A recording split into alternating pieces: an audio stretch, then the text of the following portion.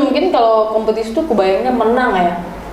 Nah, tapi dalam gambaran saya, menang itu bukanlah artinya orang yang berdiri di podium megang piala. Enggak seperti itu. Tapi menang itu sebenarnya adalah ketika dia selesai kompetisi, ada ilmu yang bisa dia serap, kemudian dia bagiin, dan dari ilmu itu penuh dengan orang-orang yang akhirnya merasakan kebermanfaatannya. Yes. Tim itu adalah keluarga. Jadi jangan anggap tim itu bambu. Saya sering melihat. Kak, bener itu Kak.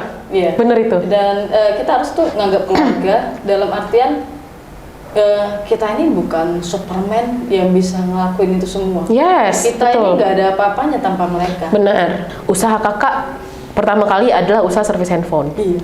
Gimana ceritanya akhirnya kakak punya usaha digital printing? Karena aku lihat servis handphone ke digital printing tuh jauh kali. Tapi begitu aku bilang, Medan itu kota apa? Kota sampah. Ya tuh, tega ya gitu. Mas, real ya? Kota banjir. Nah, kota banjir. Terus waktu kita ngomong sama mahasiswa, kota Parangketua. Tamparan besar yang saya alami itu waktu ke salah satu daerah, ketemu dengan ibu hamil.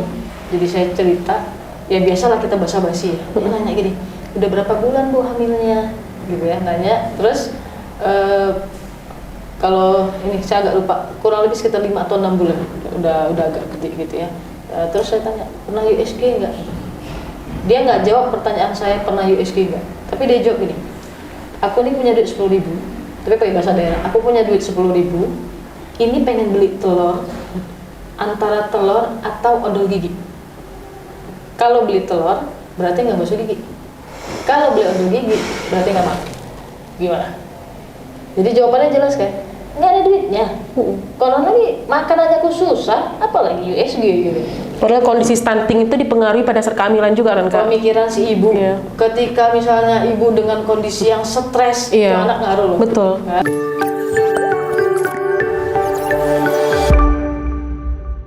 Assalamualaikum warahmatullahi wabarakatuh.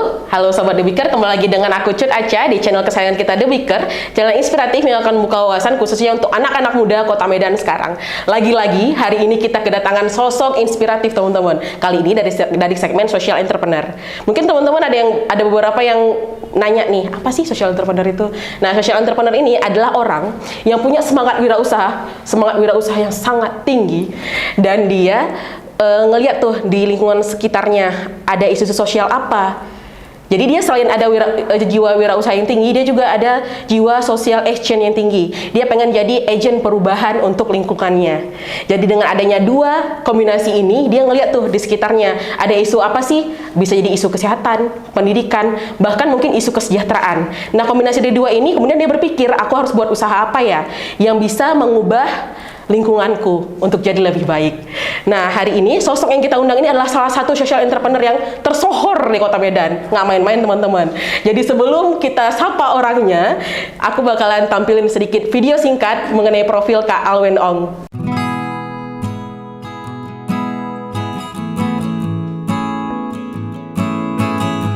Usai sholat duha, Alwen Ong mengendarai motornya dari rumah di wilayah Medan Baru menuju pusat kota Medan. Meski masih berusia 28 tahun, anak kedua dari 4 bersaudara ini telah memiliki segudang prestasi di dunia wirausaha. Mulai dari penghargaan wirausaha muda dari Kemenpora di tahun 2009 hingga menjadi anggota delegasi Indonesia ke Cina guna membahas perdagangan bebas. Terlahir sebagai seorang anak nelayan di pesisir tebing tinggi Sumatera Utara, tak mengubur harapan Alwen Ong meraih pendidikan tinggi. Sejumlah usaha dijalankan Alwen untuk membiayai kuliahnya, mulai dari berjualan ikat pinggang sampai berjualan ponsel. Setelah usahanya berkembang, sejak 2011 ia pun membuka pelatihan reparasi ponsel secara cuma-cuma. Bermodal pengalaman dan tekad kuat, sarjana ilmu politik Universitas Sumatera Utara ini mengembangkan bisnisnya ke usaha digital printing. Setelah 4 tahun, kini omsetnya tak kurang dari 50 juta rupiah per bulan.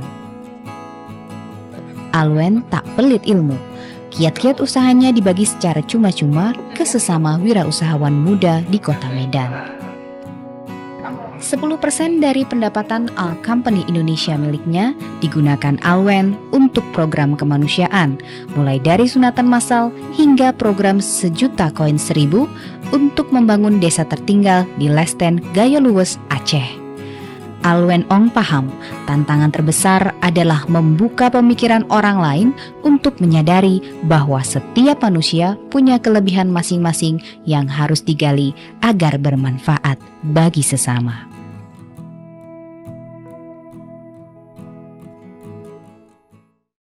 Itu profilnya, kita sapa langsung orangnya. Halo Kak Alwen. Halo Kak. Apa kabar Kak? Alhamdulillah baik. Makin lama makin berseri aja aku tengok. Alhamdulillah. Nggak perlu makeup, semangat berbagi bisa bikin kita makin awet muda kayaknya.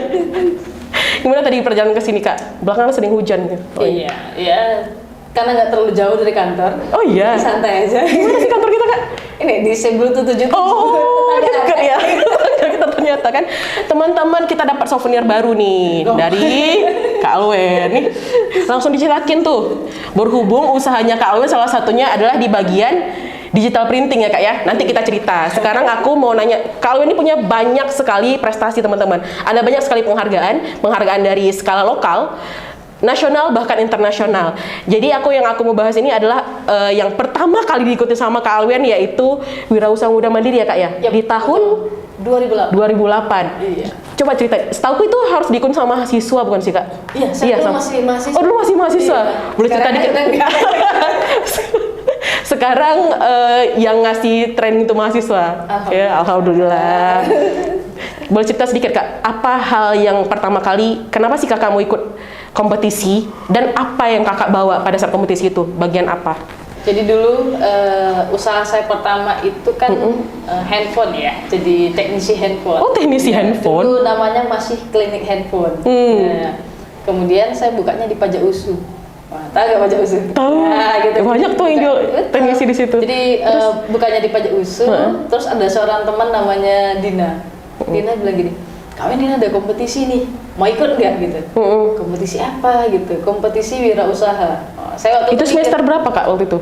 Sorry. Berapa ya, saya lupa juga tuh, kayaknya udah Semester 5, 6. kurang lebih sekitar segitu. Setauku semester akhir dia kayaknya. Iya, menjelang akhir lah. Oke. Jadi, Terus Kak? saya lihat, kemudian saya tanya, ini syaratnya apa nih? Oh, syaratnya nggak gitu banyak lah, artinya masih bisa diikuti. Kemudian yang penting sudah berwirausaha, gitulah syarat-syarat itunya ya. Nah, didaftarin sama si Dina waktu itu. Nah, kita ngikut. Dina ini bestie Kakak ya? Dina ini, beliau juga ada saat kayak koperasi gitu, sama-sama mahasiswa juga, bikin kegiatan wirausaha juga di situ. Ya, Terus? Nah dari situ akhirnya saya coba ngikutin. Mungkin kalau kompetisi itu kebayangnya menang ya. Nah tapi dalam gambaran saya, menang itu bukanlah artinya orang yang berdiri di podium megang piala, enggak seperti itu. Tapi menang itu sebenarnya adalah ketika dia selesai kompetisi, ada ilmu yang bisa dia serap, kemudian dia bagiin, dan dari ilmu itu penuh dengan orang-orang yang akhirnya merasakan kebermanfaatannya. Setelahnya gitu ya, setelahnya. Jadi saya waktu itu ngikut di situ, dan kalau ada juri ngelihat nih mungkin tertawa nih. Omsetnya paling kecil, tapi semangatnya besar banget gitu. Ngangkat tema apa waktu itu Kak? Jadi saya bikin slide-nya gini, saatnya mahasiswa membuka lapangan kerja. Wow. Bukan mencari kerja. Jadi itu tahun 2008 ya. Iya, itu tahun 2008. Gitu ya. Jadi saya bikin gitu. Mungkin dewan jurinya ngelihat ini anak semangatnya gede ya. Walaupun usahanya belum besar. Inilah Enggak lah, maksudnya kayak gitu. Inilah dia nih, terlalu down to art. Jadi alhamdulillah dari situ terus terang Mandiri itu punya ini ya, memberikan saya kesempatan besar untuk belajar. Sehingga sampai hari ini pun saya ketika dapat beasiswa dari Bank Mandiri, itu beasiswanya dari Action Course loh. Wow, dibayar loh, dibayar. Jadi waktu itu fasilitasi. Impact dari Kakak kemarin itu, mohon maaf, juara berapa Kak? Di lokal, kami di lokal. Nasional saya nggak dapet. Oh, lokal ya, masih secara region, berarti ya region 1 ya? Di Jakartanya nggak ada. Berarti Kakak menang di sempat di region, tapi kemudian dikirim ke Jakarta. Oke. Berarti Kakak nggak ikut ke Jakartanya? Ikut Oh, ikut juga. Jakarta. Oh, kakak menang di skala skala regional 1, kemudian dikirim ke Jakarta, tapi di Jakarta belum menang. Gila. menang di hati kita. Iya. Nah, Terus Kak, terus dari situ dapat banyak ya, banyak pendidikan lah, pendampingan, belajar bisnis. Dulu tuh saya ngegambarnya bahwa kenapa bikin usaha bukan karena ini, oh nanti ini kalau usaha ini bisa jadi bisnis jangka panjang, itu nggak kepikiran gitu. Dulu cuma mikir kalau saya mau kuliah, saya harus kalau nggak cari kerja, berarti buka lapangan pekerjaan nih bagi diri saya sendiri itu dulu gitu ya. Jualan lah salah satunya. Nah, dari ngikutin pelatihan itu kebuka besar, gambaran besar. Ternyata ada yang namanya entrepreneur. Ujung-ujung ada sociopreneur gitu. Dari akhirnya dapat banyak ilmu dan dapat makna bagaimana bisnis itu bisa bertumbuh. Jadi ada 6 step kalau diajarin dulu ya, ada tahapan.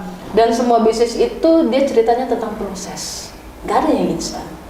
Nah, kuncinya ya kesabaran. Dari sanalah akhirnya saya belajar dengan teman-teman yang menang gitu kan, belajar dengan para coachnya juga gitu.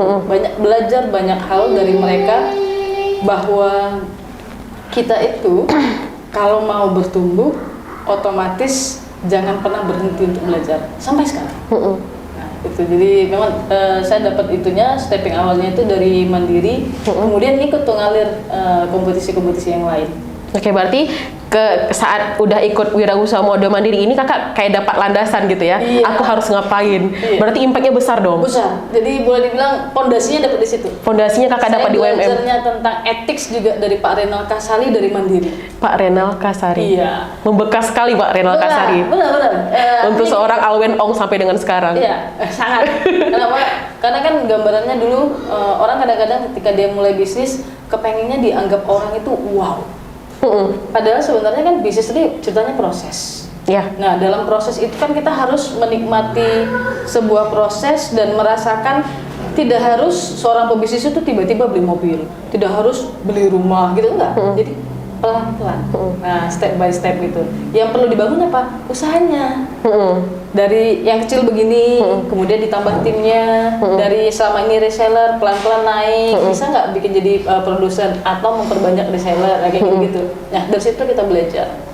Nah, jadi saya belajar dan paling penting lagi dari Pak Renal itu kejujuran.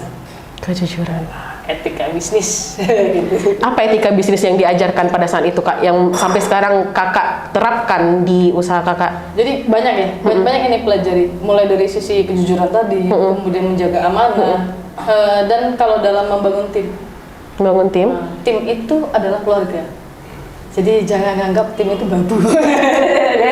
Saya sering melihat. Kak, bener itu Kak? Iya. Bener itu. Dan kita harus tuh nganggap keluarga dalam artian kita ini bukan Superman yang bisa ngelakuin itu semua. Yes, kita betul. ini nggak ada apa-apanya tanpa mereka. Benar. Itu. Jadi saya belajar banyak hal di sana. Kemudian saya belajar juga dari, saya dulu pernah kerja Kak. Saya pernah kerja di sini. Aku nggak nyangka loh Kak pernah kerja. Nah, aku tuh pernah kerja waktu kuliah.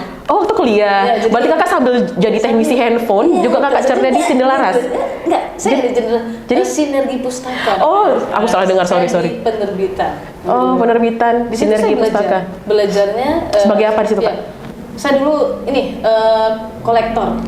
Jadi ini datang ke sekolah, nagih, Pak. Bayar dong Pak, gitu ya. Tapi penagihnya baik loh. Oh, iya, iya. Gak apa-apa ya. Oke, gitu. Gitu kan. Apa yang kakak, Iya. ilmu apa yang kakak dapat di situ? Saya belajar artinya gini, kita melihat bagaimana kondisi sekolah. Kemudian saya belajar sama bapak manajer. Belajarnya bagaimana mereka memperlakukan kami. Mungkin sepele ya bagi orang-orang ketika misalkan menjelang Ramadan terus dikasih satu kotak ini parcel gitu kan. Apalagi kami baru kerja 1 minggu, tiba-tiba ini menjelang Lebaran. Kita tuh direkrut di bulan Ramadan. Nah, jadi wah udah mau bagi parcel aja gitu, dapat nggak ya gitu kan. Itu kan hal yang kecil ya gitu ya, tapi bagi orang-orang itu sesuatu hal yang luar biasa karena mereka dianggap ada. Benar Kak, yang kakak bilang tadi, aku ngelihatnya itu lebih kayak gimana sih cara kita memanusiakan tim kan. Karena seringkali memang benar kayak kata kakak, seringkali di perusahaan itu, di tempat usaha itu si orang yang harusnya kita anggap leader malah jadi bos. Iya. Ya kan? Malah dia nganggap kita tuh ibaratnya kayak mesin. Iya. Ya kan? Kamu tuh harus kerja untukku. Kalau kerjaanmu nggak beres, kamu keluar, gitu kan kak? Itu yang kemudian kakak terapkan sampai sekarang. Iya. Dan itu yang itu ngebikin tim kakak tuh lebih lama nggak sih kerja sama kakak? Iya. Biasa kan tantangan di usaha itu kan seringkali Turnover. yes, turnover karyawan yang tinggi. Alhamdulillah di usaha kakak enggak. Paling cepet karyawan kakak tuh berapa lama kerja? Paling cepet? Yang udah keluar itu berapa lama dia udah sama kakak? 3 atau 4 tahun ya. 3 sampai 4 tahun. Karena dapat ini ya. Segitu engage-nya. Kalau di kita gini, bahkan keluar tuh nangis. Jadi gini. Berarti keluar itu bukan karena keinginan dia pengen keluar ya? Ada sometimes gini ya. Kita tuh nggak membatasi ketika tim kita itu dia udah bertumbuh nih, masuk 0. Di kita itu udah bertumbuh nih, udah kelihatan gede nih. Dia punya kesempatan untuk lebih besar di luar. It's okay. Nah, gitu. Kenapa? Karena dia masih tim kita, tapi posisinya di luar. Kayak di kita juga kan butuh orderan ya. Lu cari orderan di situ ya gitu. Oh iya. Ngerti kan sebenarnya kita di situ. Itu impactnya dengan kita ikat dia secara perasaan ya kak ya. Iya. Terus kak, ini kan yang berarti Wirausaha Muda Mandiri tadi segitu besarnya impact. Sampai sekarang kakak masih dipanggil nggak sih? Setahuku kalau misalnya kayak wording skala nasional gitu, mereka kadang-kadang minta kita jadi pemateri nggak sih? Iya. Iya kan? Jadi gini. Atau jadi mentoring? Acara yang kemarin itu kebetulan saya nggak bisa hadir ya karena ada kegiatan yang lain. Teman-teman masih kumpul dan kita punya grup. Oh iya. Kita punya grup, jadi sering sharing gimana kondisi yang lain gitu. Terus nanti Grup apa itu kak? Pemenang-pemenang dulu? Iya, jadi para pemenang-pemenang yang lama kumpul di satu rumah. Oke. Kalau dibilang gini ya, grup para tetua kayaknya ya. Soalnya kita tonton lama. Iya. Itu tahun 2008 itu pertama kali ada WMM nggak sih? 2007. 2007 pertama ya? Untuk di Sumatera itu yang pertama. Oke. Itu Sumatera itu yang pertama ya. Itu kompetisi skala nasional kakak yang pertama kali. Yang paling terakhir itu yang terakhir nggak sih? Aku mau bahas soal ini yang awarding kakak skala internasional. Kemarin kan aku ada lihat profil kakak. Mungkin aku nggak tahu nih profilnya update apa enggak ya. Yang ini kak, yang awarding kakak yang terakhir yang di Silk Road di Cina ya. Itu yang terakhir atau ada lagi setelah itu malah? Saya agak lupa, tapi mungkin yang terakhir itu yang di Thailand ya. Di Thailand? Di ASEAN Youth Camp. Gimana ceritanya kak bisa sampai go internasional gitu? Apa sih yang bikin mereka itu tertarik untuk ngajak kakak atau kakak yang ikut yang daftar buat ikut? Gimana ceritanya tuh? Itu biasanya datangnya dari kementerian. Oh, kementerian? Iya, Kementerian Pemuda dan Olahraga. Oke. Gimana ceritanya? Kebetulan pada masa itu saya ketua Forum Kewirausahaan Pemuda untuk seluruh Indonesia. Nah, sampai saat ini sudah selesai. Sudah demisioner, sekarang jadi penasehat. Oke. Gitu. Nah, karena kan setiap organisasi yang saya masukin, kalau misalnya diberi kesempatan untuk duduk di situ, saya cuma minta 1 periode saja. Kenapa Jadi, kak? tugasnya membangun fondasi, baru dilanjutkan oleh generasi selanjutnya. Kenapa kak? Biasanya kan untuk sesuatu posisi yang bagus, orang biasanya nggak mau lepasin tuh. Kenapa kakak malah memilih 1 periode aja? Kalau kita jadi seorang pemimpin, kita itu harus bisa memberikan ini ya, begini loh jalannya, gini loh caranya. Nah, biarkan teman-teman lain yang memulai perjalanan itu. Jadi kita bikin roadmap-nya begini. Kalau dalam berorganisasi, etikanya begini, cara pemilihannya begini, itu tugas kita. Nah, selanjutnya nanti teman-teman bergantian untuk memimpin. Karena dalam organisasi yang seharusnya kita pelajari dengan sungguh-sungguh adalah leadership. Aku paham nih. Aku paham kenapa kakak kayak gini, karena memang niat kakak berorganisasi atau berwirausaha ini adalah ketika aku harus bermanfaat untuk orang lain. Iya. Iya kan? Iya. Balik lagi ke awal tadi. Jadi kakak tuh emang nggak mau dudukin satu tempat itu secara lama, karena kalau lama itu berarti aku ngejar Nyaman nanti. bisa nyaman dan aku ngejar kepentingan pribadiku. Betul. Ya. Nah, makanya kita kan dulu ini ya di wirausaha dini juga muda berprestasi di kementerian gitu. Nah, dari situ akhirnya masuk untuk jadi ketua Forum Kewirausahaan Pemuda. Banyak fasilitasi dana hibah di situ. Dan alhamdulillah selama saya menjabat saya tidak mengambil itu.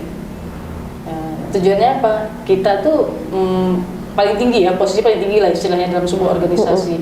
Kita memberi contoh bahwa kalau organisasi wirausaha, maka yang harus kita bangun wirausahanya, bukan gejar dana hibahnya. Jadi wirausahanya yang kita bangun. Bukan ngambil dana itu malah untuk kepentingan kita karena kita ada kuasa di situ ya Kak ya. Wow. Benar-benar manusia yang ingin bermanfaat untuk orang lain. Sebaik-baiknya manusia adalah yang bermanfaat untuk orang lain, dan inilah salah satu manusianya. Amin. Semoga Allah istiqomah. Semoga jadi amal jariah bener ini Kak. Kak, bisa aku bisa ngomong gini ya Sobat Biker, bahwa Kak Alwen ini adalah salah satu hero yang datang dari zero. Jadi dia from zero to hero. Kenapa aku bisa bilang kayak gitu? Karena aku dengar di beberapa media yang udah ngundang Kak Alwen bahwa Kak Alwen ini berangkat dari seorang anak yang besar dari seorang single mom yang bisa dikatakan sangat kekurangan, bahkan harus nyari uang sendiri untuk biaya kuliahnya. Berangkat dari hal itu, Kak Alwen kemudian timbul semangatnya untuk berusaha dan untuk supaya kalau bisa nggak ada anak-anak yang ngerasain kayak aku, kebingungan mau gimana di kondisi ekonomi seperti itu, dengan status yang seperti itu. Jadi ini aku mau nanya langsung sama Kak Alwen, bersedia nggak Kak cerita soal itu? Gimana ceritanya tuh? Ya, jadi dulu tuh kalau mulai dari kuliah ya, jadi saya begitu tamat SMA, kebayangnya itu pengen kuliah. Kenapa harus kuliah? Kalau kita berada di sebuah pendidikan yang lebih tinggi, kita nanti ketemu dengan orang-orang yang pemikirannya lebih maju. Nah, jadi dia sudah tidak membicarakan tentang satu kota kecil saja, tapi dia bisa keluar dari kota itu, kemudian bisa ceritain di sana ada ini, ada itu, ada ini ya. Jadi pengetahuan kita lebih luas. Nah, kepengen kuliah gitu ya. Tapi ya kondisinya memang pada masa itu lagi ancur-ancuran lah ekonomi keluarga. Serius nih saya bilang kan, ancur-ancuran. Kakak berapa bersaudara? Saya 5 bersaudara. 5 bersaudara dan kakak? Anak nomor 2. Anak nomor 2. Cewek satu-satunya. Ibu memang support untuk pendidikan tinggi ya Kak? Iya. Sebenarnya support, cuman kebetulan pada masa itu memang kondisi ekonomi lagi nggak baik. Oke. Gitu. Jadi ibu saya itu tidak pernah menamatkan sekolah dasarnya. Jadi masih kelas 1,5 nggak sampai kelas 2 SD. Oke. Nah, cuman punya pemikiran yang besar, kepengen kondisi saya nih gini nih. Ketika ngelihat banyak orang sekolah yang secara kehidupan ekonominya lebih baik, maka dia berpikir anaknya harus sekolah. Nah, sehingga disekolahkan di tempat-tempat yang bagus lah, boleh saya katakan begitu. Dan itu didorong, ke adik-adik saya juga didorong gitu ya. Nah, berarti utama betul-betul orang tua pendidikan yang paling utama ya Kak, di atas segala-galanya. Pendidikan itu penting. Nah, makanya ketika saya pengen kuliah, saya nyoba. Jadi nggak bilang sama orang tua mau ujian apa, dulu kan masih apa ya, SPMB gitu ya, SMPTN gitu, masih kayak gitu-gitu ya. Udah saya pergi ke Medan, ketemu dengan teman saya itu namanya Lela Handung. Wah, itu support banget dengan kehidupan saya, seriously gitu ya. Susah itu mencari orang-orang yang ketika kita dalam kondisi ekonomi di bawah untuk benar-benar jadi teman. Yeah. Sehingga bagi saya, orang-orang yang telah membantu kita sampai pada step ini, ketika kita bisa bantu dia, bantu. Nah, kita harus tahu balas budi istilahnya ya. Gitu ya. Nah, itu penting. Nah, jadi saya ke Medan, ikut ujian, kemudian alhamdulillah saya 2 kali ikut SMPTN. Yang pertama gagal, jadi saya stabuk 2002, gagal di tahun itu, dan dalam proses gagal itu saya belajar banyak hal. Apa itu Kak? Secara spiritual dapet, kemudian anak muda itu rata-rata penuh dengan keegoisan, merasa paling bisa, ya kan, kadang-kadang saya lebih pintar dari orang tua, yang kayak gitu-gitu itu saya temukan dalam kehidupan saya, sehingga ketika Allah menguji begitu, kita jadi makin dekat sama Allah. Benar, kita harus diuji dulu loh, kita akhirnya makin dekat sama Allah kan gitu. Ya. Tapi ada juga Kak yang ketika diuji malah dia ngerasa Allah itu meninggalkan dia, malah dia makin jauh. Kebalik, kita harusnya bertanya sama diri kita, apakah kita sudah dekat dengan Allah? Dengan apa yang Allah kasih ini udah luar biasa loh, gak usah jauh-jauh. Satu nikmat saja Allah tarik dari kita tuh udah nggak tahu gimana lagi. Nikmat bernafas saja. Iya. Gitu. Berapa banyak orang yang sakit harus beli tabung oksigen. Wah, gitu kan. Yang kita sering nggak ingat itu ya Kak ya. Karena kita mikir bernafas itu adalah hal biasa, padahal ketika nikmat itu ditarik udah selesai. Jadi saya gini, dari situ akhirnya belajar ternyata kita punya satu keinginan, tapi mungkin bisa jadi sesuatu yang kita inginkan bagi Allah itu belum sesuatu yang tepat. Nanti Allah kasih yang lebih baik. Jadi tahun pertama saya gagal, tahun kedua saya bareng dengan teman, dia ini komputer, bisa rakit komputer. Dari dia lah akhirnya saya dikasih uang untuk beli formulir SMPTN. Wow. Jadi dikasih 300.000 waktu itu. Nah, saya beli formulir, saya ujiannya bareng dengan teman saya, ada Lela, ada itu pergi ujian gitu kan, pergi ujian. Begitu lulus, saya kasih tahu ibu saya. Ibu saya nggak tahu kapan saya ujiannya. Kok udah lulus aja, gitu ya kan? Udah gitu dia lulus. Nah, ada satu kebiasaan ibu saya yang dia nggak menceritakan bahwa dia tuh bangga dengan anaknya. Jadi orang tua itu harus belajar juga mengenal anak-anaknya. Ada anak yang model ketika dikatakan, oh hebat dan dia berhenti. Ada ya Kak? Ada begitu kan sudah puas gitu, udah gitu. Bahkan ada anak-anak yang pengen nunjukin, saya bisa ini loh Bu. Puji dong. Sini, puji dong. Nah, ya kan? Itu kurang loh. Parenting itu dipelajari seumur hidup kita. Iya betul Kak. Nah. Parenting itu adalah belajar seumur hidup, benar. Seumur hidup. Beda anak beda lagi cara parentingnya, betul. 5 anaknya 5 karakter yang Iya betul Kak, betul tuh. Gitu kan? Nah, dari situ akhirnya ibu saya cerita ke saya, kita tuh punya harta nih, tapi cuma satu nih, cuma tinggal ini nih, gitu. Cuma tinggal ini, surat tanah ini, terus ada orang yang mau beli tanah, langsung dikasih. Itu harganya cuma 2,7 juta. Dijual pada malam itu supaya besok saya bisa bayar ke kampus. Kampus gitu kan, ya udah. Nah, komitmen saya dimulai dari situ. Karena ibu saya bilang, kamu harus berhasil. Karena masih ada adik-adik di belakang saya. Masih ada adik-adik yang dia tuh pengen juga sama kayak kamu, gitu kan. Yang belum tentu nih kayak mana ke depannya. Pokoknya di masa itu boleh dibilang, wah gelap ini dunia gelap, gelap dunia tuh gelap banget gitu ya. Kakak itu ngerasa gunung nggak di pundak kakak saat itu? Oh iya, dia bilang, ada. Iya betul. Nah, ternyata setelah semua bisa kita lalui, ya alhamdulillah kita jadi lebih tegar. Nah, teman-teman di luar sana saya yakin pasti banyak yang ngalami sama seperti saya. Dan belum tentu semua orang support loh. Nah, jadi kuncinya, motivasinya adalah kita harus bisa lebih baik daripada saat ini. Kita harus bisa lebih baik ke depannya. Nah, kita harus dekat dengan orang tua kita, utamakan keluarga kita. Apapun yang terjadi, walaupun ibu mungkin terlihat garang, terlihat ini, tapi sesungguhnya beliaulah orang yang mencintai kita dengan tulus. Saya belajar banyak hal itu waktu dulu. Jadi kemudian di tahun kedua saya nyoba, lulus, ibu saya jualin tanah, saya daftar ke USU. Jurusan saya ilmu politik. Kebayang nggak? Kenapa kakak ilmu politik? Kakak ini nggak sengaja ngambil ilmu politik saat itu atau memang pengen ilmu politik? Setauku ada 3 pilihan nggak sih? Itu IPC. Ya, pilihan kedua saya pilih 3. Kalian pilih 3? 3 pilihan. Yang pertama? Dulu waktu ikut pertama, saya tuh kepengennya belajarnya di hukum. Sama kita Kak. Saya pengen fakultas hukum, jadi UI dan Unpad. Qadarullah dua-dua nggak masuk. Kak, kalau boleh aku cerita juga, aku tuh pengen hukum Kak. Iya, gitu ya. Sampai 2 kali, kan kita ada batas 2 kali itu kan untuk ikut SNMPTN kan? Iya. Pas tahun pertama aku pilih hukum, yang kedua ilmu komunikasi, karena Allah lulus ilmu komunikasi. Di tahun kedua aku coba lagi tuh. Pilihan pertama hukum, pilihan kedua ilmu bahasa Inggris. Jadi lulusnya bahasa Inggris. Jadi ilmu hukum yang aku kejar ini nggak dapet juga 2 kali. Kau cerita Kakak gimana? Tapi saya belajar akhirnya. Kenapa saya sampai di situ? Gitu. Jadi dulu sebenarnya ketika waktu SMA pengen itu jadi dokter. Karena ayah saya meninggal, kemudian kayak mana rasanya tuh nggak bisa ingin orang tua. Sakit apa? Iya, Kak? terus saya kanker.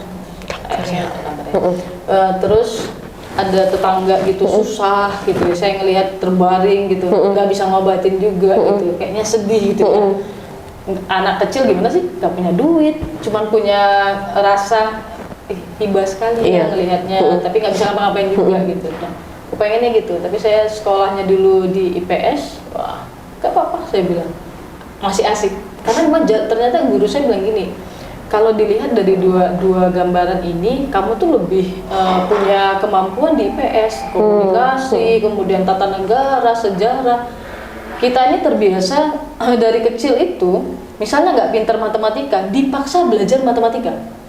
Padahal dia tuh jago di bahasa. Iya. Kalau sesuatu yang lebih ini kemudian semakin dipoles, kayak kan jadi lebih besar dan jadi expert. Yes. Nah, kelemahannya di situ. Dan itu baru belakangan ini kayaknya banyak orang memberitahu hal itu ya gitu. Seandainya itu terjadi mungkin 10 tahun lalu gitu, akan banyak anak-anak Indonesia yang expert terhadap bidangnya. Saya dulu waktu di sekolah punya teman yang mungkin pelajaran matematika, kimia dan lainnya dia tuh nggak gitu bagus, tapi suaranya bagus. Seandainya dia berada di tahun yang belakangan ini bisa jadi Indonesian Idol kali. Yes, betul. Nah, potensi itu yang kadang-kadang tidak dianggap oleh orang-orang gitu. Akhirnya saya waktu nyoba yang kedua, saya gantian. Kan 3 tuh boleh tuh. Betul, 3 boleh. UI, terus ilmu politik USU, kemudian Unpad. Unpad ilmu komunikasi. Tetap ilmu hukum. Ini banget ya sama-sama hukum tuh. Pokoknya aku hukum, harus hukum gitu ya. Gitu tuh ya. Kayaknya itu cita-cita yang terpendam. Bisa jadi aku kuliah lagi. Kak, aku rencana loh, Kak. Sampai sekarang masih penasaran kenapa sih aku lulus di hukum. Terus saya mikir gitu, ternyata di ini jebolnya di ilmu politik USU. Saya nggak tahu jalannya apa, tapi hari ini saya menemukan jawabannya. Oke. Udah dekat tuh jawabannya. Jadi benang merahnya tuh udah nyambung semua. Iya. Kenapa harus jadi wirausaha dulu? Ya kan, kenapa masuk di Mandiri, masuk di kementerian, masuk di mana-mana gitu. Ternyata Allah tuh pengen kita di tempat dari mulai hidup yang begitu sulit. Kamu dikasih nih mulai dari jalan kaki, pertama kali naik pesawat, sampai naik pesawat jet, sampai kamu ngerasa kamu belajar dari dalam laut, ya kan? Mau dari terjun payung, kamu udah belajar semua. Kamu harus paham hakikat kehidupan. Itu yang saya temukan akhirnya benang merahnya. Sampai ini dulu belajar politik untuk apa? Akhirnya kita paham kalau pengen lebih bermanfaat, wirausaha itu sangat bisa bermanfaat bagi banyak orang. Tapi jangan lupa banyak peraturan di negara ini yang membutuhkan orang-orang cerdas untuk ada di sana. Bantu masyarakat dari jalur yang berbeda. Iya. Akhirnya saya ketemu masuk di dunia itu juga sekarang. Yang kita bakal bahas di sesi 2 nanti. Siap. Oke, Kak. Inspiratif kali. Bahwa anak dengan kondisi yang mungkin kurang beruntung sebenarnya ada hal khusus yang disiapkan Allah untuk dia. Tergantung bagaimana dia menerima keadaannya, tergantung bagaimana dia menyingkapi itu, gimana caranya aku bisa lebih baik dari hari ini. Semangat untuk lebih baik daripada hari ini itu yang harus kita simpan, Sobat The Beaker. Harus kita simpan, yang harus kita aplikasikan untuk kita terus move forward, ya kan, Kak? Semangatnya nggak boleh kendur, dan kita nggak boleh nitipin semangat kita di orang. Harus ada di kita gitu. Kita boleh cinta orang tua, cinta teman, cinta ini boleh, tapi semangat itu jangan dititipin ke mereka, karena ketika mereka pergi dari kita, semangat kita pun hilang. Maka kita yang harus ngeletak semangat itu di kita. Untuk apa kita hari ini berdiri di sini? Untuk apa kehidupan kita hari ini? Kita yang nentuin, bukan orang lain. Sama halnya kayak kebahagiaan ya, Kak ya. Iya. Kita harus cari kebahagiaan untuk diri kita sendiri. Betul. Jangan berharap supaya orang lain tuh membahagiakan kita. Kak, kita move ke usaha kakak nih. Siap. Yang aku ngelihat kakak itu punya beberapa usaha, yang aku juga udah lama follow kakak, yang aku lihat kakak itu semangat berbaginya luar biasa. Dari segi kesehatan, dari segi kesejahteraan, kakak mau jadi mentor berbagai banyak orang dari berbagai banyak kalangan dan usia untuk berwirausaha. Kakak timbulkan semangat wirausaha untuk ibu-ibu, anak-anak muda, bahkan orang yang tua. Kadang aku setiap ngelihat status kakak tuh, serius ini orang tua yang jadi wirausaha, emang ngaruh gitu kan? Ngaruh, Kak? Ngaruh ya? Membangun spirit itu harus gini, mungkin bagi mereka itu sulit ya. Kita pengalaman kita belakangan ini, bagaimana ibu-ibu tuh nggak pernah mencatat pemasukan. Iya, dan ketika kita ikut kontes wirausaha, pasti itu yang dilihat duluan kan? Iya, yang duluan kan? Gimana sih flow? Iya. Catatan keuanganmu gimana? Iya, betul. Itu tidak pernah dilakukan, padahal mereka itu sudah bikin usaha 10, 20, 30 tahun. Bayangin, udah sebegitu lamanya, kemudian mereka kita kasih buku sederhana, buku kas aja gitu. Mereka menuliskan uang masuk dan keluar itu kesulitan gitu, tapi begitu push pelan, akhirnya penuh semua pendapatan selama 30 hari mereka catat. Walaupun mereka bilang, saya pertama kali mencatat sampai pakai koyo, panas gitu ya. Sesuatu hal yang bagi ibu-ibu yang nggak pernah nulis itu, ya kita wajar ya. Mungkin bagi kita, ih masa sih gitu. Tapi bagi mereka itu sudah ada semangat. Yang mereka tuh pengen lebih bertumbuh, lebih rapi, lebih disiplin. Kemudian secara omset akhirnya mereka tahu pengeluaran terbesar saya di mana, terus produk apa yang paling sering saya beli. Kalau nggak digituin tuh nggak ketahuan. Nah, yang kayak gitu. Kemudian apa efeknya bagi anak muda? Yang usianya sudah segitu aja berani merapikan keuangan mereka, masa kalian yang muda enggak? Masa kalah gitu ya kan? Ibu-ibu aja usianya segitu tuh berwirausaha, masa kalian enggak gitu? Masa mau minta sama orang tua terus, mak duit ya. Kita punya contoh gitu ya, kita punya contoh, dan itu bagi anak-anak muda adalah sebuah tamparan keras loh. Yes. Keras. Dan mereka harus tahu setiap orang tua mereka itu melakukan sebuah pekerjaan itu untuk anak-anaknya, sehingga mereka harus menghargai itu. Iya, betul. Usaha kakak pertama kali adalah usaha servis handphone. Iya. Gimana ceritanya akhirnya kakak punya usaha digital printing? Karena aku lihat servis handphone ke digital printing tuh jauh kali. Kayak mana ceritanya sampai akhirnya punya Mowi? Masih pernah loh jualan es cendol. Ada lagi? Ya. Itu sebelum servis handphone atau? Barengan sama servis handphone. Barengan? Cendol aduh. Cak cerita dulu kak. Kok banting kali kesana sini, nggak ada relasinya. Ya. Servis handphone sambil jual cendol. Mungkin orang ini mungkin gini ya, orang servis handphone kan lama, minum cendol dulu gitu maksudnya. Kayak ada cerita itu kak, sampai akhirnya ketemu sama Narsis Corporation, Mowi Utama Indonesia. Gimana tuh ceritanya kok sampai? Kayak dia tahu semua. Dia ngatur keuangan saya. Jadi bocor nih. Nah, jadi dulu tuh waktu mulai usaha, ini ya. Mulai dari servis handphone nih.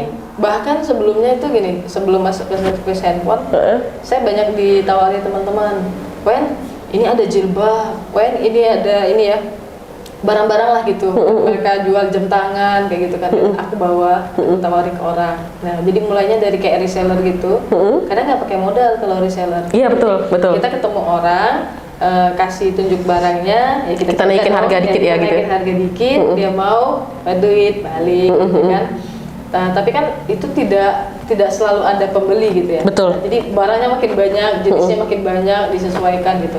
Sampai aku ketemu dengan satu benda yang waktu itu belum se-booming sekarang. Apa itu? Handphone gitu. Masih model tulalit 3310, kayak gitu-gitu lah ya kan. Oh iya. Masih monoponik ya kak waktu itu. Monoponik, kayak gitu-gitu lah pokoknya. Terus tiba-tiba udah keluarlah handphone dengan layar warna, terus ada 2008 aku di mana ya? ya? Masih SMA ya? Pokoknya kayak gitulah. Jadi akhirnya aku ngeliat kuncinya sebenarnya di mana ada kebutuhan masyarakat, ada demand gitu ya. Ketika mereka butuh, maka di situ ada peluang. Needs ya kak ya. Jadi dalam hal memanfaatkan peluang, jeli melihat peluang itu harus dimiliki oleh seorang wirausaha. Begitu ada peluang, cepat ambil, cepat dilakukan. Terus apa yang orang lain malas ngerjain gitu kak ya? Iya. Kemalasan orang itu bisa juga kita manfaatin. Kemalasan orang itu, jadi bersyukurlah banyak orang malas. Makanya laundry sekarang berjamur kak. Malas masak, malas nyuci. Iya betul. Ada kan? Iya, Nah, malas itu. masak, beli, GoFood ya kan? Nah gitu-gitu ya kan. Iya. Jadi banyak yang insightnya bagi orang-orang ketika dia ngelihat ini ada peluang nih, yaudah bisa kita lakuin gitu. Nah saya ngelihat banyak temen punya handphone, tapi banyak yang rusak akhirnya. Karena banyak yang rusak, aku jadi sini aku coba bawain gitu ya. Aku bawain, aku cari teknisi. Jadi mulai dari Millennium, kemudian di Helpet, aku datangin satu-satu teknisinya. Tapi kan yang paling murah. Ya itu juga yang murah, gitu ya, cepet, itu penting lah. Kita juga ngelihat ini orang bisa dipercaya nggak, gitu, tokonya ada nggak, gitu lah istilahnya. Ya udah aku bawain ke mereka. Jadi nanti harga mereka misalnya 75.000, aku naikin 15.000. Nah, jadi ngambil untungnya nggak usah gede-gede. Yang penting mereka tuh rutin sama kita. Iya. Ya udah, terus kan kalau kayak handphone itu temennya punya handphone, rusak, dia kasih tahu kita, gitu ya, kayak gitu-gitulah selalu. Ya udah, akhirnya dari situ aku coba inilah dari handphone ini, aku bawa ke tempat orang lain, melihat ininya, terus ngelihat aja. kok kayaknya menarik ya bongkar handphone ini gitu ya. Oh cara bukanya gitu gitu. Masa itu kalau kita mau sekolah kursus untuk benerin handphone tuh mahal bagiku. Dengan kondisi mahasiswa yang nggak penghasilannya sangat pas-pasan, pokoknya pas banget lah gitu kan. Nah, bahkan dulu aku tuh sempat di masa mahasiswa 1 minggu itu makannya cuma super mie gope. Jadi satu hari satu super mie Sehari sekali super mie gope. ya, jadi dan itu juga kita tahu kok, artinya gini, ketika kita susah nggak usah terlalu banyak menceritakan kesusahan kita ke orang-orang. Kenapa Kak? Nggak banyak orang yang bantu, yang banyak orang tuh bilangnya gini, dia lagi susah tuh, ya kan? Kalau ada yang membantu syukur, kalau nggak ada yang membantu susah nggak usah deketin, susah nggak usah deketin. Jadi malah jadi bahan gibah ya? Bagi banget ya, jadi cukup simpan kesulitan dalam diri kita, cari solusinya, dan kita tuh makhluk Tuhan yang sebenarnya punya power luar biasa. Jangan malu dengan melakukan hal-hal baik, lakukan aja gitu. Jadi saya dari situ akhirnya wah ini nggak bisa nih seminggu makan super mie gope terus nih, berarti harus cari ini. Itulah akhirnya jadi reseller, jadi ini dikerjain itu. Nah ketika ngelihat handphone orang rusak juga coba lihat, akhirnya belajar memberanikan diri jadi teknisi Tanpa ikut kursus khusus untuk handphone. betul. Jadi dulu Belajar dari tuh, mana itu Kak? ada majalah roaming, pokoknya kalau di USU tuh ada majalah sobe ya kan? Aku beli itu 1.500. Pokoknya asal dia keluar aku pun menanti. Wah, nggak kayak sekarang informasinya. Kalau sekarang informasi kan tinggal ketik ya. Iya, Dan betul. Masa itu enggak, jadi harus baca. Oh gini cara bikinnya, oh gini nih. Ini kerjain. Alhamdulillah bagus. Wow. Bagus. Akhirnya ya bisa jadi teknisi handphone. Jadi ngertilah membaca alur-alurnya gitu ya. Ya udah. Dari situ jalan. Cuman ke ujung akhirnya gini. Ini handphone kondisinya akan sama dengan wartel telekomunikasi zaman dulu, yang orang begitu ada handphone wartel tutup semua. Iya, Tutup betul, semua. betul. Handphone satu masa juga akan kayak gitu kondisinya. Jadi aku coba gambar-gambar waktu itu.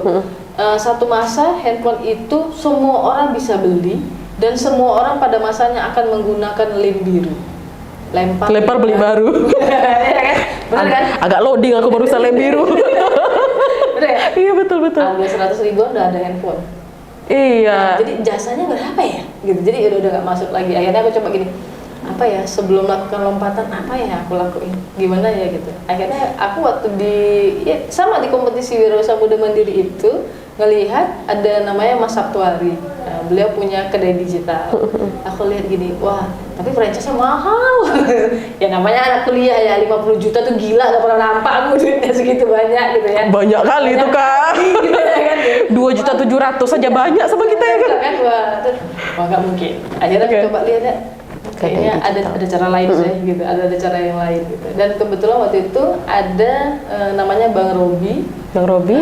Dia ngelihat ada liputan mungkin ya, entah di koran mana gitu. Terus dia datang, dia ngasih gini, Wen, kau punya ide apa untuk bikin usaha? Aku saham lah. Dia saham nggak aku? Waktu itu 12 juta. Nah, dia Investor udah- kakak saat itu ya? Investor pertama. Gitu lah istilahnya ya. Untuk usaha? Narsis. Ya akhirnya aku bikin Narsis digital printing di Oke. Palaji. Gitu. Dari mana Bang Robi itu lihat kakak waktu itu? Dia katanya baca di koran, tiba-tiba nyari aku aja. Kok bisa ketemu di koran? Begitulah. Kakak kan waktu itu masih teknisi handphone. Aneh kan? Terus aneh kan? Jadi Ngeri kali jalan Allah, ngeri kali jalan Allah ini ya Kak. Iya gitu. Itu makanya tak bilang kalau Allah sudah berkehendak, dari mana saja itu bisa terjadi.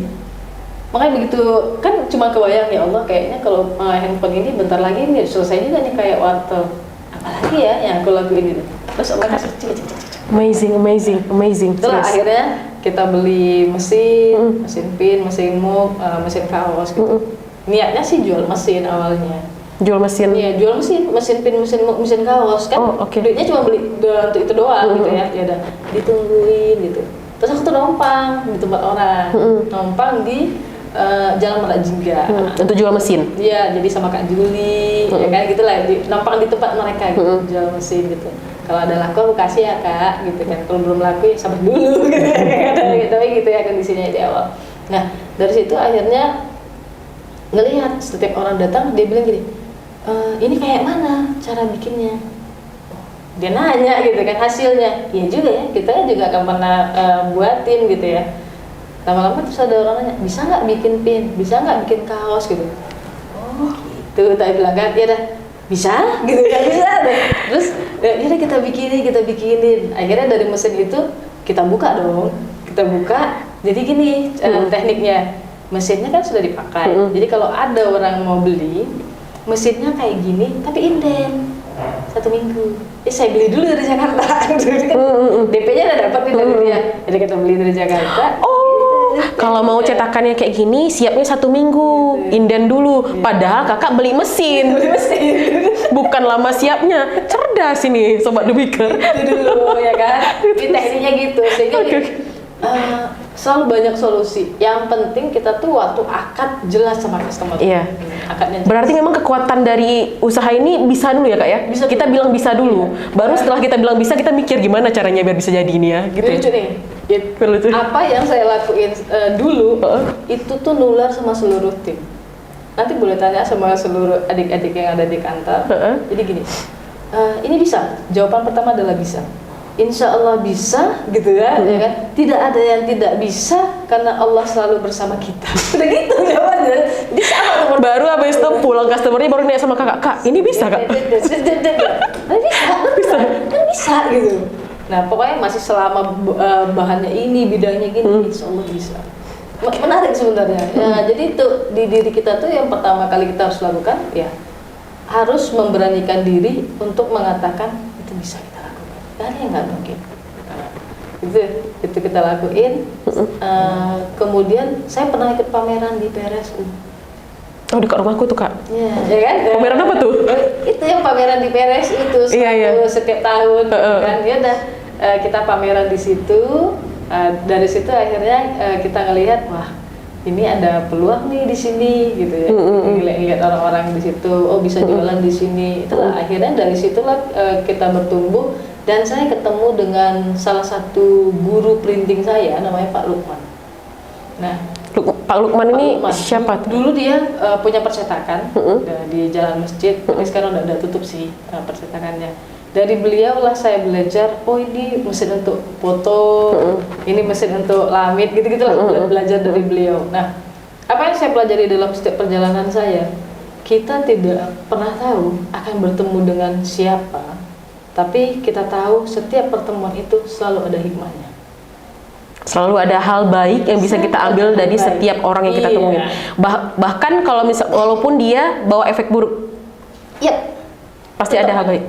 Nah, ada satu prinsip yang saya lakukan. Walaupun orang itu datang kepada saya memberikan hal buruk, tapi kita lihat bisa jadi dengan datangnya dia menjadikan kita lebih kuat dari sebelumnya.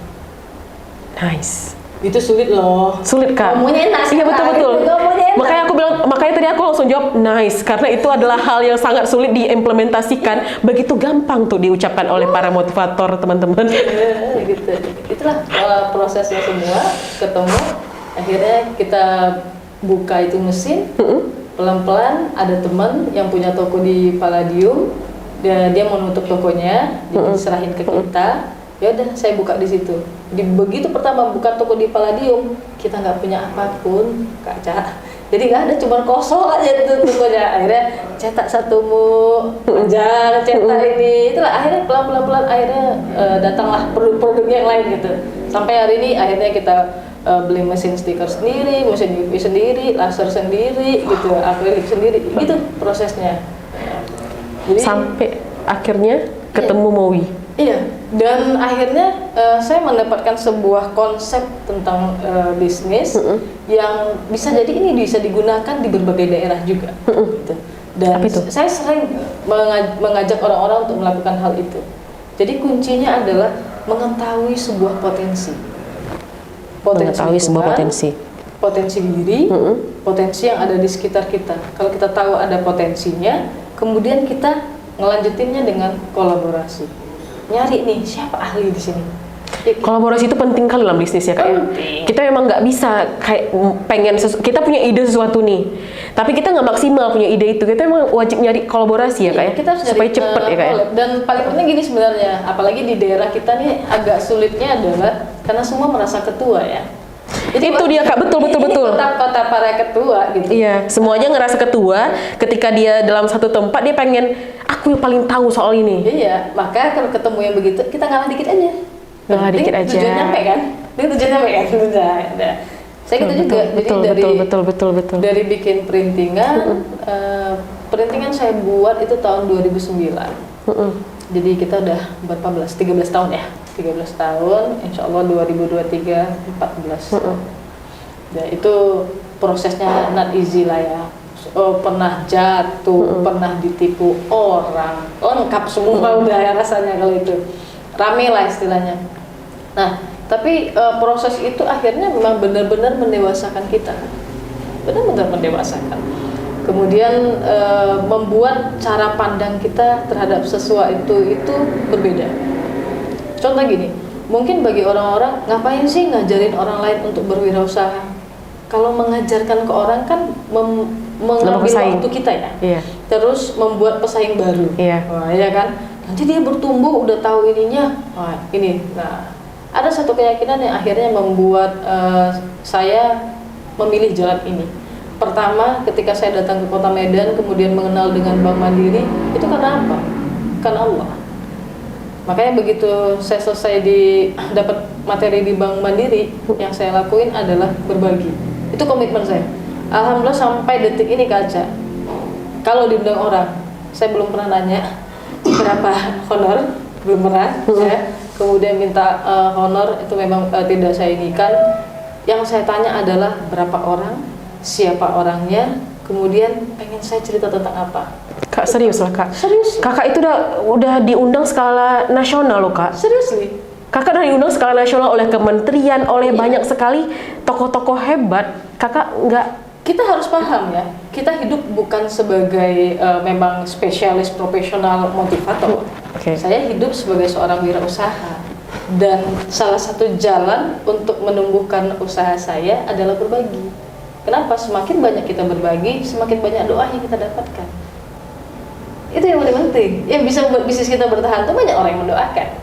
Nah, kalau uang ibaratnya sesuatu yang akhirnya orang tahu kita punya kemampuan itu, insya Allah akan datang dengan sendirinya. Berarti kan yang udah Kakak lakuin ini edukasi terkait yang printing tadi ya Kak ya? Iya, jadi digital printing ya. Kita edukasi dan yang lebih banyak saya sharing ke teman-teman bagaimana narsis yang kita bangun di sebuah mall yang sepi, sangat sepi pun boleh dibilang. Sekali Kak, sekarang udah masih hidup nggak tuh Palladium? Bingung, mungkin bingung, ya? Bingung juga nyari apa ya ke situ gitu ya. Iya betul. Nah, itu yang kita edukasi bagaimana tetap bisa survive. Nah, kenapa harus survive? Terutama dalam kondisi COVID kemarin, kesulitan orang-orang itu adalah bertahan. Iya betul Kak. Nah, betul. jadi survive dulu, akhirnya bisa bertumbuh. Nah, bagaimana bisa survive di situ? Karena kita menggunakan media online, kemudian digitalisasi. Nah, jadi banyak tuh platform digital yang bisa dioptimasi. Mungkin kalau orang lihat, kok IG-nya nggak gitu ini, kemudian TikTok-nya nggak gitu ini. Kita mainnya dengan cara yang berbeda. Gimana tuh Kak? Jadi kita punya beberapa akun, kita maintain ya. Jadi satu akun besar itu hanya seperti katalog. Nah, kemudian kita gunain platform dari Google Profil Bisnis. Nah, kayak gitu, itu yang dimaksimalkan. Makanya saya beberapa waktu yang lalu kan menjadi representatif Google Indonesia juga untuk beberapa program Commonwealth dan Gapura. Jadi dari satu sisi disupport materi oleh Google, sisi lain memang sore kali kita berbagi sama orang-orang, jadi makin pas gitu. Nah, itu yang saya lakuin gitu. Jadi dapat ilmu di sini, bagiin lagi, dapat ilmu di sini, bagiin lagi gitu. Jadi karena kalau dipikir-pikir ya dari awal perjalanan, gimana bisa datang yang ini semua? Ya itulah tadi power dari sebuah keinginan berbagi. Jadi kalau sekarang tuh malah saya gini, ya Allah kepengen ini, ya Allah gimana caranya, ya Allah. Nanti Allah datangin, Allah datangkan. Wow. Bahkan ketika pengen contohnya apa tuh? Alat USG. Jadi 2 tahun yang lalu saya tuh membaca bagaimana proses kondisi stunting semakin meningkat. Iya betul Kak. Terutama stunting. di daerah-daerah pinggiran, daerah pesisir. Bayangin nggak? Di daerah pesisir yang banyak ikan, banyak orang stunting. Banyak gizi tapi stunting. Berarti edukasinya yang kurang. Edukasinya, kemudian pengetahuan tentang proses kehamilan, prapaskah, gitu Iya, kan? betul, Anak betul, lahir, betul, betul. terus disulangin cuma pakai mie. Nah ini gitu ya. Terus proses kehamilan itu tidak dilakukan pemeriksaan USG. Nah, jadi saya pengen kebanyakan nggak tahu kondisi anak ini dalam itu perkembangan gimana ya kak ya. Sementara paling enggak tuh 3 kali tuh. Iya, betul, kan? betul. Paling enggak 3 kali mulai dilihat apakah benar hamil atau hamil anggur gitu ya. Dilihat. Kemudian bagaimana kondisi janinnya, berdetak atau tidak berdetak. Kemudian di ujung lagi diinin apakah sungsang atau tidak, air ketubannya ada banyak atau gimana gitu kan. Apakah ini bisa normal atau enggak. Nah, edukasi itu yang blank. Nah, akhirnya saya sampai gini. Saya kepengen banget bikin program USG gratis. Tamparan besar yang saya alami itu waktu ke salah satu daerah, ketemu dengan ibu hamil. Jadi saya cerita, ya biasalah kita basa-basi ya. Dia nanya gini, udah berapa bulan bu hamilnya? Gitu ya, nanya. Terus kalau ini saya agak lupa, kurang lebih sekitar 5 atau 6 bulan. Udah agak gede gitu ya. Terus saya tanya, pernah USG enggak? Dia nggak jawab pertanyaan saya pernah USG enggak, tapi dia jawab gini, aku ini punya duit 10.000, tapi pakai bahasa daerah, aku punya duit 10.000, ini pengen beli telur, antara telur atau odol gigi. Kalau beli telur berarti nggak basuh gigi, kalau beli odol gigi berarti nggak makan. Gimana? Jadi jawabannya jelas kan? Nggak ada duitnya. Kalau lagi makan aja aku susah, apalagi USG gitu. Padahal kondisi stunting itu dipengaruhi pada saat kehamilan juga kan kak? Pemikiran si ibu, Iya. ketika misalnya ibu dengan kondisi yang stres, itu Iya. anak ngaruh loh. Betul. Ngaruh. Si ibu makan apa selama dia hamil? Itu tuh pokoknya ngaruh Iya. buat anaknya. Nah, akhirnya aku pengen beli tuh mesin. Dia bilang, pengen beli itu mesin. Semata-mata karena pengen ngebantuin orang kak? Pengen ngebantu orang. Bukan karena kakak mau buka usaha Saya kan kesehatan. mungkin kan pakai USG. Iya, betul. Gitu kan? Dan Betul. itu juga di ini ya. Emang kalau beli USG itu terus mau dibikin bisnis nggak bisa, saya bukan dokter. Nah kan gitu ya. Udah, memang kepengen itu. Saya bawa itu proposal. 2 tahun saya bawa proposal. Kemana kakak bawa kak? Pemko, Pemprov, ada salah satu perbankan, saya bawa, saya tunjukin gitu. Zero. Karena tidak ketahuan pemahaman orang-orang itu terhadap bagaimana stunting itu terjadi. Rata-rata cuma tahunya kalau stunting nanti kita kasih makanan bergizi. Seharusnya ini kita jalan, yang akan terjadi ini juga kita jalan. Iya. Kita lakukan pemeriksaan Betul. dan ini mereka, gitu ya, ini dilakukan. Nah, mungkin mereka kepikirannya apa bisa didatangin semua nih, gitu ya kan? Itu proses. Ada beberapa teman-teman kita di daerah yang mereka siap kok ngeluarin tenaga, ngeluarin biaya, berbagi gizi, itu siap gitu. Nah, ini tidak dilihat oleh para petinggi-petinggi, gitu ya. Akhirnya, tahu nggak di mana saya beli mesin USG? Mana kak? Allah tuh memang luar biasa. Jadi saya umroh yang kemarin itu di bulan November, November awal. Waktu di umroh, Allah kasih rezeki, saya belinya pas di depan Ka'bah. Langsung aku pegang token, aku bayar depan Allah. Allah, ini aku bayar, mungkin beginilah caramu agar aku tuh benar-benar paham kepasrahan terakhir kita tuh memang sama Allah. Langsung begini, bayar, ya Allah, aku lunasin deh, mohon berikan keberkahan di situ. Dan aku akhirnya paham, gila aku bilang kan, harus sampai ke situ dulu baru kita beli alat. Itu alatnya sekarang udah di tempat dulu. Aku terharu. Awal bilangnya langsung aku ini. Iya. Itu kondisinya gitu. Nah, artinya apa? Udah, ibarat gini ya, udah ya, kata Allah kan. Kamu kan udah berusaha bertemu sama banyak orang, gitu ya. Udah pada satu fase ini, aku akan jawab wa may yattaqillah. Kita udah pada proses yang Allah, saya sudah pasrah, saya sudah inilah aku apa adanya, gitu. Datang, aku mohon jawablah, dan Allah jawab di situ. Iya, karena aduh aku sampai nangis. Karena memang yang kakak lakuin itu semata-mata untuk kepentingan banyak orang. Iya, karena aku ngelihatnya itu gitu, ngebayangin kita tuh bicara tentang kita akan ingin masyarakat kita menjadi generasi gemilang, sampai situ aja, selesai gitu kan. Nah, ya kita bantu yuk, yuk kita libatkan para bidan, dari bidan edukasi, sehingga nanti bidan mendampingi gitu kan, ajak dokter spesialis untuk sharing ke para bidan. Bidan nanti mendampingi ibu-ibu ketika ibu-ibu melahirkan, pasca melahirkan. Akan berbeda loh ketika mereka melihat foto bayinya di dalam kandungan. Betul, Kak. Terus kita kasih gitu ya, kayaknya senang banget gitu ya. Finish. Oh gitu. Dan bagaimana prosesnya? Ya alhamdulillah Allah tuh memang ngasih rezeki dari pintu yang tidak terduga, dan seluruh tim ridho. Uangnya saya gunakan untuk membeli mesin itu. Finish. Padahal itu nggak ada untungnya untuk kakak sebenarnya. Kalau secara profit, malah kakak merugi. Itu kalau secara bisnis ya. Iya makanya ini kalau misalnya kita ngomong secara bisnis, Ya, malah betul. ini kan kakak pakai uang operasional bisnis kakak untuk beli alat USG, nggak ada impactnya untuk bisnis kakak malah. Tapi nanti kita bayangkan, ketika kita bertemu dengan seorang ibu yang dia merasakan manfaatnya, dia mendoakan kita nggak? Iya benar kak, ibu ini kak, kakak USG, dia bisa lihat foto bayinya, dia itu semangat kak, aku itu harus makan bergizi, aku harus usaha supaya anakku ini sehat sampai dia lahir. Nah, gitu. Itu. Dan doa-doa orang itu yang kemudian jadi pahala untuk kakak, yang bikin usaha kakak semakin lancar. Masya Allah, Masya Allah, Masya Allah, Masya Allah, Masya Allah, aku sampai speechless. Bener kak. Dan udah jalan itu kak programnya? Insya Allah kita udah mesinnya udah ready semua. Insya Allah di Januari kita mulai ini jalan. Januari mulai jalan ya? Saya kendalanya itu kemarin mesin. Alhamdulillah mesinnya sudah ada. Sudah ada. Masya Allah, Masya Allah. Terus saya gini, lihat mesin ini yang saya tunggu 2 tahun ini saya. Masya Allah. Begitu panjang perjalanannya. Begitulah Allah tuh pengen. Begitu hebatnya Allah ya kak ya. Jalan yang dia buat untuk kita itu selalu indah sekali. Indah Iya. sekali. Iya. Bahkan ketika saya bikin MOI juga gitu kondisinya. Gimana tuh kak cerita mau Mulai dari ide.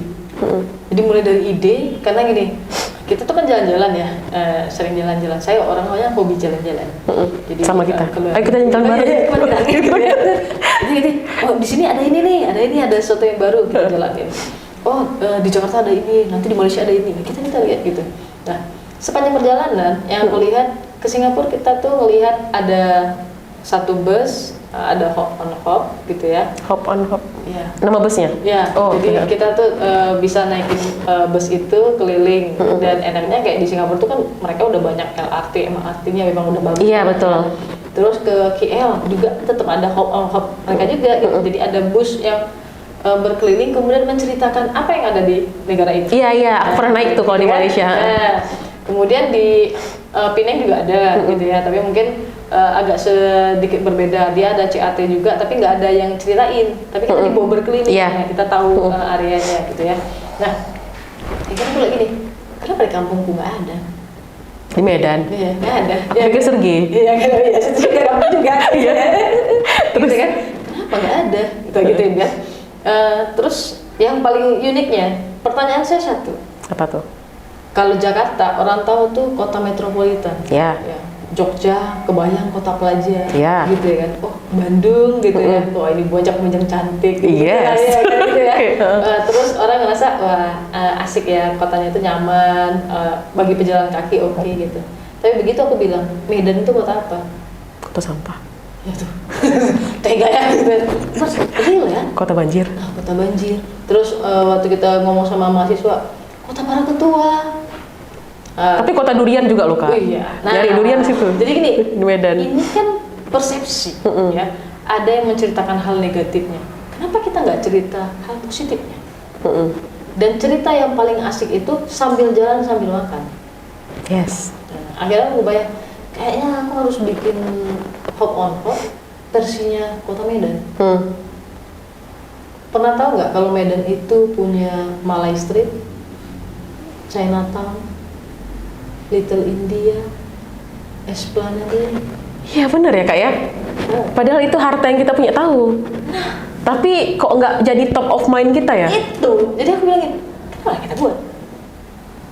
aku oret-oret nih. Jadi aku oret-oret kan. Padahal kultur di Medan ini banyak kali Kak. Cakep. Medan ini Kota multicultural. multicultural. Kemudian barometer keamanan nasional. Itu aku baru tahu.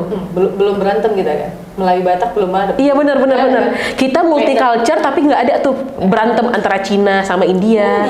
Nggak ada tuh. Yang penting gue di Medan ini, kau bagus sama aku bagus sama kau jualan aku beli, kita sama-sama cuan. Iya. Ini Medan tuh.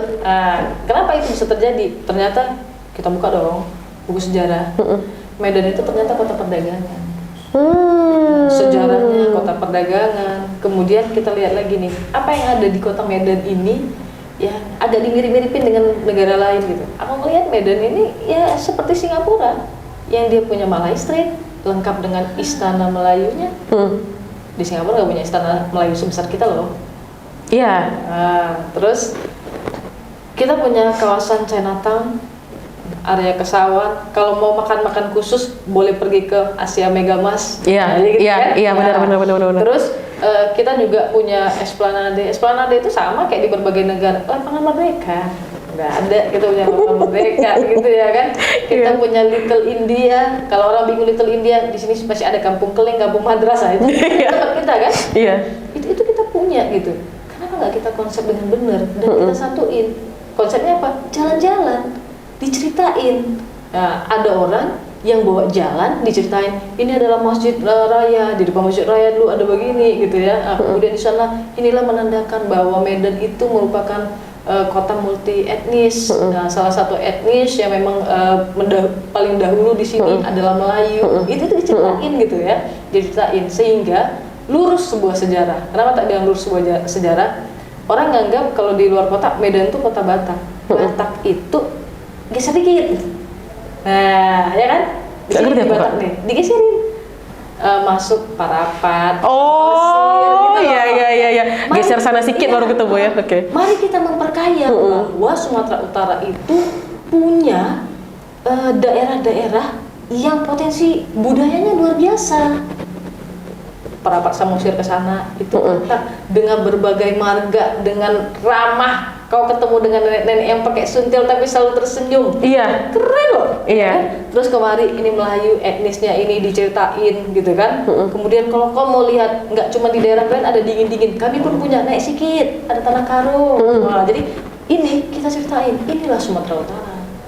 Cakupan Wayu sampai mana Kak? Kita jalan-jalannya itu mulai dari mana sampai mana? Bikin rute resmi itu 2. Jadi untuk Medan, City Tour Medan, kemudian satu lagi wisata religi Basilam. Itu yang kita buka rutenya. Nah, kalau yang dari Medan, mulai dari Masjid Raya, Istana Maimun, terus ke Chong Afi, terus ke Lapangan Merdeka, sampai ke Patung Guru Patimpus, terus lagi kita ngelewatin perkantoran. Jadi kantor wali kota, DPRD, ada perbankan juga gitu kan. Baru kita ke area oleh-oleh daerah Mojopahit, baru ujungnya itu endingnya di Narsis Digital Printing. Tetep Penjualan. Iya. Kenapa? Poinnya apa? City Tour, Visit Heritage, Education, Entrepreneurship. Oke. Nah, kan mereka beli souvenir dong di Narsis nanti ya kan? Iya kan? Karena kan ngelihat proses bikin souvenir gimana, langsung di situ dan mereka belajar banyak hal. Iya. Oh iya. Ini Edukasi juga biasa tetap ya. tahu nih bikin gantungan kunci. Oh gini, langsung praktek mereka. Bikin gantungan kunci sendiri gitu kan. Pengalaman itu yang dibeli mereka. Experience itu yang mereka akan selalu terkenang. Iya. Nah, yang mereka ini dibawa ya sampai gede bahwa saya pernah ngikutin itu. Sambil jalan-jalan. Sepanjang jalan orang nggak bilang kayak yang Kak Aca bilang pertama tadi. Kota yang dapat penghargaan sebagai kota terjorok. Enggak. Ketika jalan itu nggak kelihatan Kak Aca. Jadi disitulah cara kita merubah pola pandang masyarakat. Ya, kita framing ya Kak ya. Kita framing. Kamu melihat Medan yang mana?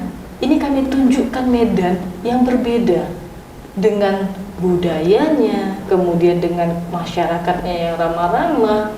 Kamu bisa lihat ada kendaraan lain, ada becak juga selain Mowi di sini gitu kan. Jadi kita bisa melihat itu semua dan orang menemukan cinta. Itu yang harus kita bangun dalam setiap program, mencintai kota. Kalau dia udah cinta, dia akan berbuat maksimal. Contoh, bagaimana cara menyelesaikan sampah di Kota Medan? sampah itu dimulai dari rumah, tapi di framing dulu di dia, kalau sampah itu bisa menjadi sesuatu yang bikin dia jalan bareng ibunya, bareng keluarganya setiap weekend. Gimana caranya? Gimana caranya, Kak? Yo, di rumah diajari memilah sampah menjadi 3. Sampah yang bisa didaur ulang, sampah basah, sampah kering. Supaya apa? Yang tukang angkat sampah mudah, tahu dia mindahin yang mana, gitu ya. Nah, sampah daur ulang inilah yang nanti akan ditukar dengan tiket perjalanan. Ini program Kakak juga? Iya. Jadi dibuat gitu. Keren. Nah, Maui bisa ngelakuin itu gitu. Nah, kita lagi sekarang tuh ngembangin bareng teman aplikasi untuk iniin sampah, diganti sampah itu dengan tiket perjalanan. Diganti sampah itu dengan tiket perjalanan.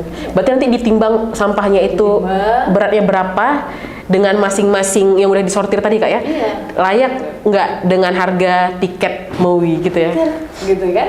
Nah, kita libatin teman-teman yang lain. Kan tuh banyak tuh kemarin isi kepul, Iya.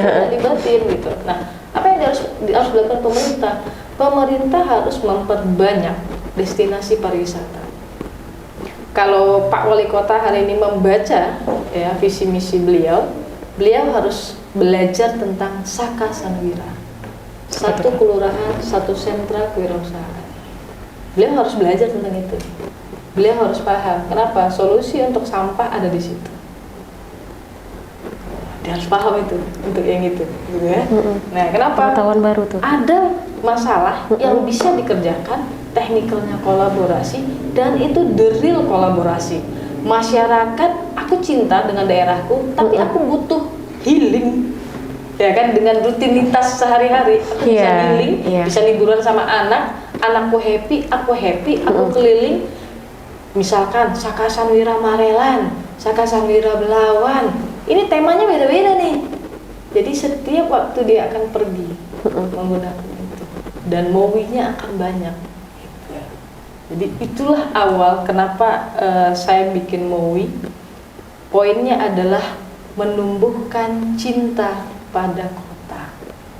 Pola ini bisa diadopsi di daerah lain. Kemarin kita lagi nyoba rute, tapi belum diresmiin, rute untuk wisata bahari. Alhamdulillah respon dari ibu kepala sekolah, respon dari anak sekolah positif semua. Nah, kita lakuin. Nampak orang butuh hiburan, dan hiburan tuh harus penuh edukasi. Iya, betul. Itu yang kita bukan sekedar cuma hiburan. Kalau cuma sekedar hiburan, odong-odong pun bisa ya kan? Bisa, tapi dia harus ada edukasi. Iya. Edukasi yang paling penting ketika dia pulang, dia cerita ke ibunya. Oh, Mak, ternyata kita ini tinggal di kota yang luar biasa, Mak. Iya. Tadi adik pergi ke sini, Mak, kata gitu. Mama nggak tahu kan? Adik udah tahu. Mama tuh gini, oh iya, ada Medan kayak gitu. Setahu aku banyak sampahnya. Iya. Iya kan? Nah, ayo, Mak, ikut adik naik Maui, Mak. Mak, gitu ya. Itu kan juga mempengaruhi orang tua Iya. tentang bagaimana dia melihat kotanya. Iya. Nah, karena ada banyak hal yang kita harus menyentuh hati mereka untuk sama-sama melakukan hal yang lebih baik.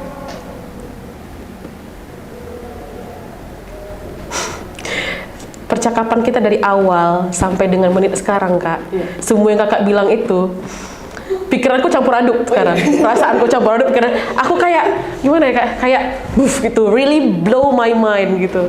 Bahwa Kakak benar-benar social entrepreneur sejati gitu.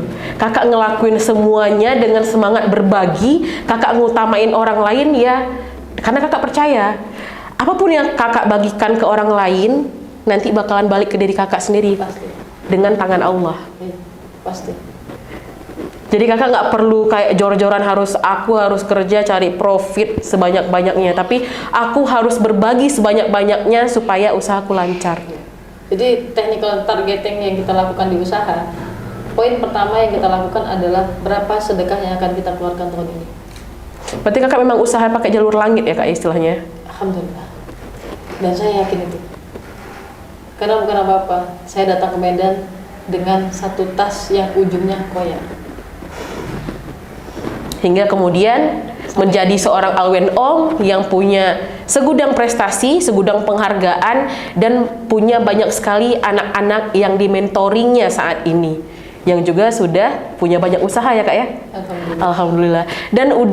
Dan punya juga program-program lainnya, salah satunya adalah USG gratis untuk memerangi stunting di Sumatera Utara yang akan berjalan di Januari nanti.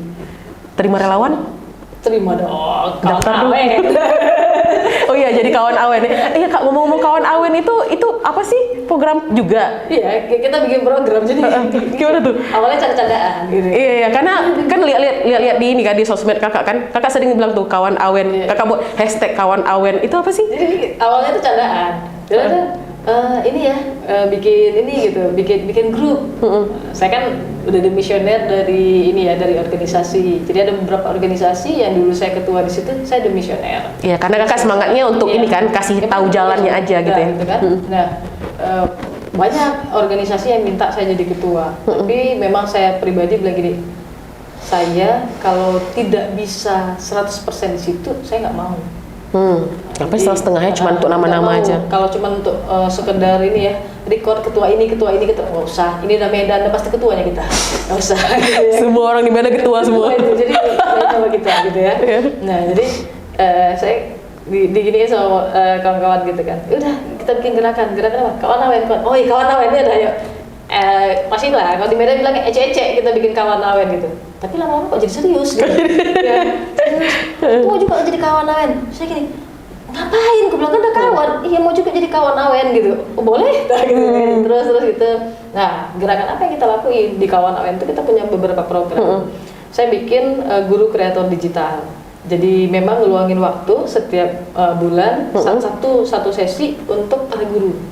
Jadi guru kita sharing kegiatan digital. Gitu. Jadi Bu, kita maksimalin Instagramnya, Facebooknya, YouTube-nya, gitu kan, Google Bisnisnya. Yuk kita pakai untuk sekolahnya, kita naikin Google Bisnisnya juga, kan.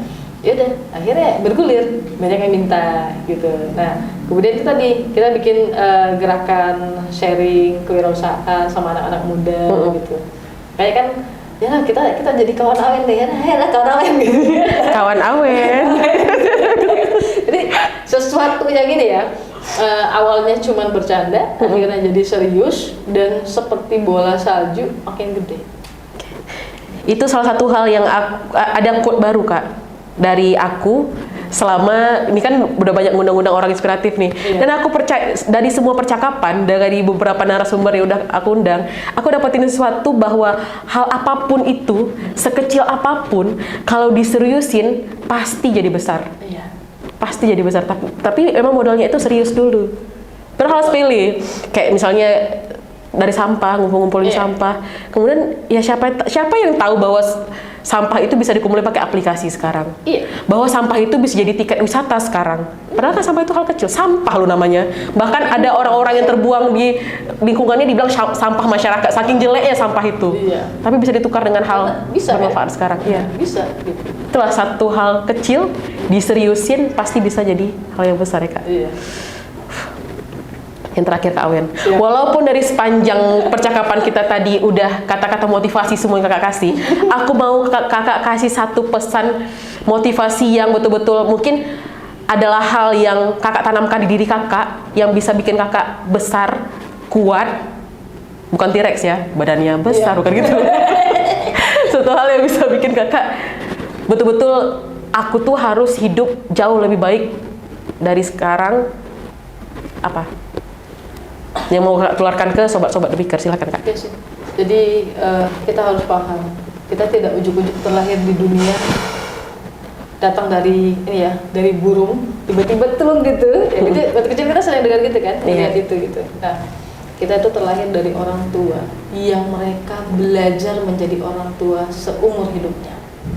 Sehingga kita sebagai anak juga harus berproses pada masa itu. Kita juga akan jadi orang tua sama seperti mereka. Sehingga dalam step yang kita lalui, hormati mereka, berikan yang terbaik untuk mereka, dan ridho pertama yang kita minta selain ridho Allah, tentu ridho walidain. Nah, mungkin teman-teman ngelihat, wah kok enak ya jadi KAW. Itu kalian lihat cuma dari covernya saja. Kalau dalamnya, waduh, udah remuk-remuk ini gitu ya. Nah, tapi siapa yang bisa memberikan ibaratnya kamu harus kuat gitu? Itu tetap orang tua. seperti apapun hubungan kita dengan orang tua saat ini, mau berantem, mau ini, hormati orang tuamu, berikan yang terbaik untuk orang tua. Itu yang harus dilakuin. Dan saya benar-benar ngerasa bagaimana step sampai ke sini itu ya karena orang tua, karena keluarga, karena seluruh teman-teman. Jadi Awen itu nggak ada apa-apanya sebenarnya. Yang menguatkan itu adalah orang-orang di sekeliling. Karena keluarga lah tempat kita berpulang di saat lingkungan kita menghancurkan kita, hanya keluarga yang akan terima kita kembali dengan bagaimanapun bentuk kita.